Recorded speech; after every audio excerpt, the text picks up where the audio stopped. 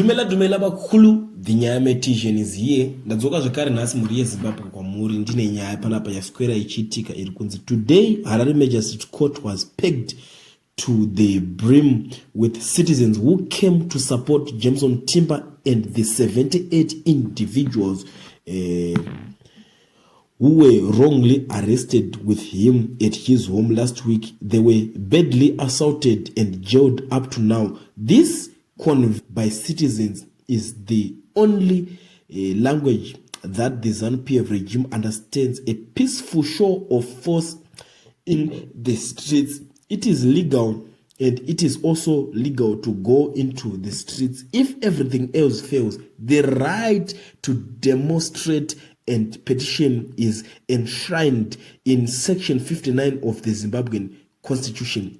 This section states every person has the right to demonstrate and to present petitions, but these rights must be exercised peacefully.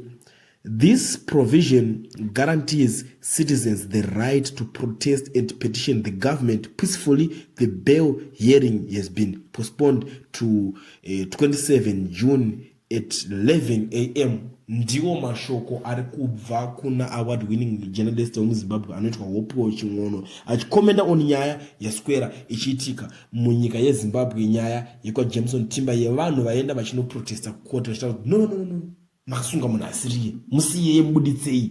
Saka kutaura kuti zvinhu zvatoitwa izvozvo ndo yega language inounderstandwa nebato reZANU-PF. Vakati ndo zvitori right kana muchitoda kuti zvimwe zvinhu zvese zvokufambire munyika ndo language yega yavanokwanisa kunge vachiunderstand. Ndo nyaya ndandakakubatira zvekare nhasi muri yeZimbabwe pachannel penyu kusaziva kuti imimi makaitarisa nyaya iyi munoiona sei.